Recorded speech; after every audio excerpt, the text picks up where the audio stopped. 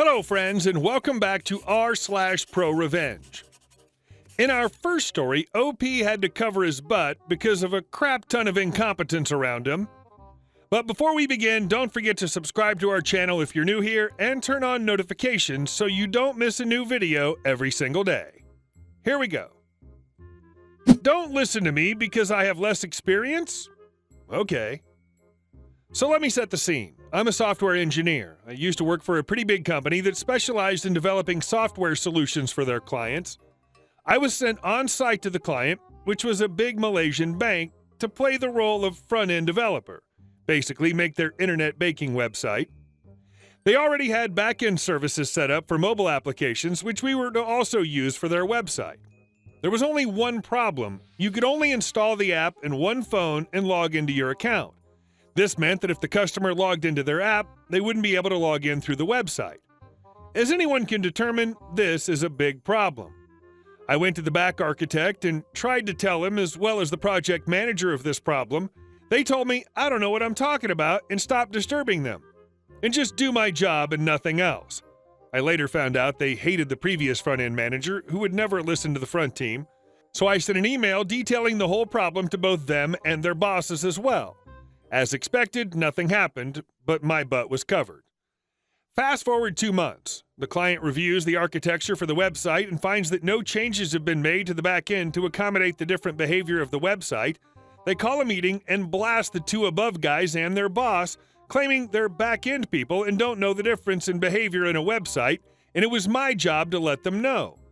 So they bring me in to question me why I didn't let them know, and because of me, the project has been delayed 2 months and the company has incurred losses. I calmly tell them of my meeting with two idiots and show them the mail, which they ignored. Then it was a glorious explosion. After that, they always considered my suggestions. Edit. Well, basically, the architect was called incompetent, and his 20 years of experience was called into question, and the project manager blamed everything on the architect. Aftermath. After 2 months, the architect was transferred to another project and replaced, and the project manager quit IT, and last I heard is trying to set up an organic farming business. And our second story. And now you are being deported. Protagonists are me, obviously, and Eugene, aka the A-hole, with guest appearances by NM1 and NM2, Nice Man 1 and Nice Man 2. This all occurred pre-mobile phone and web and happened 2 weeks prior to traveling to the UK from Australia for the first time with my live-in British boyfriend of 18 months, with a view to living there for the next year or two. I met Eugene when he came backpacking to Australia. After dating for a few months, we moved in together.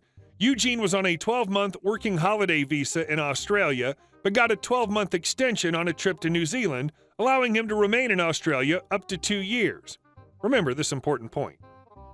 I just put down the deposit on my flight, he'd already had a ticket, and we'd given notice at our apartment, quit our jobs, arranged with his parents to collect us at Heathrow, etc., etc. Then, on Friday night, Eugene simply doesn't come home from work. I assume boozy send-off, sleeping at workmate's place, home in the morning? No problem.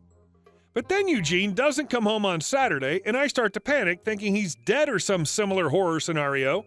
I call his workmates, but they know nothing. I finally find his boss on Sunday, and am told that Eugene has been staying there and is in a real state and will call me later. WTF? Eugene finally calls later that night, still at his boss's house, and tells me the following tale. On Friday, he was interviewed by immigration, who informed him that as he breached the conditions of his visa by working in more than one job for more than 3 months, he needed to go back to the UK. He didn't love me anymore and was instead going to Queensland for a 2-week holiday before going back to the UK alone. He would come home tomorrow to collect his bags. WTF? I'm crying, I'm asking why, I'm begging for an explanation. At work the next day, one of these girlfriends rings me and says that she's calling bullcrap on Eugene's story and that I need to ring this number and speak to NM1, who's an actual immigration official. NM1 tells me, incredibly kindly and patiently, that the story is indeed 7 kinds of bullcrap, and if someone had breached their visa and come to the attention of immigration, they would be scooped up immediately and not given a free pass for a 2-week send-off of sunny Queensland. He also informed me that while no one from the department had interviewed Eugene and there was no current file on him, upon checking his visa status, Eugene was in fact in Australia illegally, as he'd not submitted a request for his visa extension when he traveled to New Zealand the year before. It turns out that being automatically eligible for a 12-month extension did not mean automatically receiving the extension. OMFG. I may be naive, but damn, I can think quickly when I'm angry. I told NM1 that if he wanted to apprehend Eugene, he could come do so at our apartment that night after Eugene came to collect his bags and give me some money he owed me. Suffice to say, it all went down like clockwork. Eugene handed over cash, dragged his crap out of the house in a couple of garbage bags. Somehow his suitcase couldn't be located. Oops. And was grabbed by NM1 and NM2 and sundry police as he walked down our drive to the street.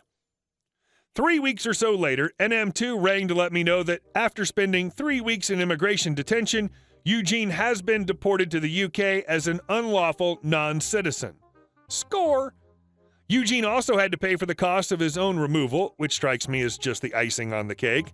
My friend contacted the super fabulous travel agent and told her the story, and I got my whole airfare deposit back.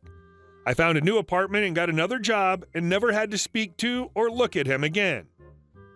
Angry is way better than sad. Out of sight really is out of mind.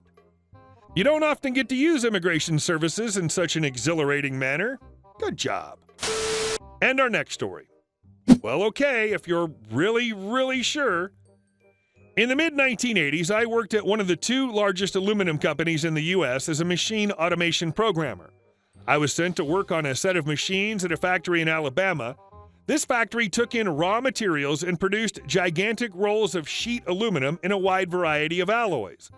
This particular factory was an early adopter of the continuous drawing electric smelting method. If you haven't seen this in action, it's worth seeing. It's amazing. Basically, there's this smelting furnace in the floor running a bazillion kilowatts of furnace heating, and the smelting draw machine very slowly pulls up the ingot from the smelter. The raw ingots were rectangular in cross-section and weighed about 30,000 pounds each, 13,500 kilograms, when fully drawn from the furnace. These ingots were drawn from the furnace with this gigantic claw device, and they were very slowly transported from the furnace area to the stacking area over the course of a few hours.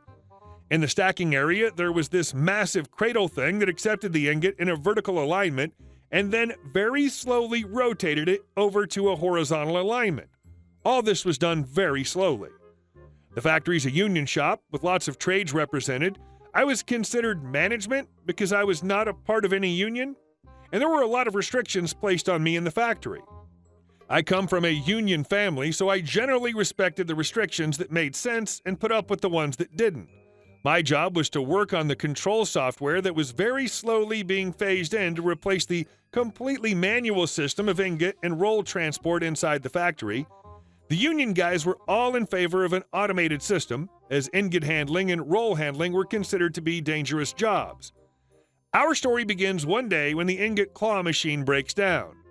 There are about 6 or 7 of these claws on a long oval track, and you can transport the ingots if the claw machine won't bite into the ingot coming from the smelter. The entire production line in the factory goes offline when this machine goes down. The machinists take a good look and tell the bosses that the line will be down for about 12 hours while they investigate the failure in the control board, manual relays. I'm sitting in the factory office, which looks down on the smelting floor, having a cup of coffee. I overhear a couple of the middle management types discussing how to get the line operating again. One of them, who I'll call Idiot 1, suggests that they could use a wire cable sling like you use on a log to lift the ingot from one location to another. Idiot 1 and 2 discuss the merits of this for a while, then head down to the shop floor to implement this idea of incredible brilliance. Down on the shop floor, a screaming match ensues between the union guys and management. The guys working on the smelter all drop tools and walk off the site, having filed a dispute with their steward. Idiot 1 and Idiot 2 proceed to head over to the claw machine operator and tell him to rig up a cable hoist to move the ingots that are standing in the smelters. As the story goes from a conversation over beer later on with the claw machine operator, CMO, claw machine operator, no, lifting these 30,000-pound ingots on a steel hoop is a bad idea. Idiot 1, Well, we're telling you to do it. CMO. Okay, well, this is not going to turn out like you think.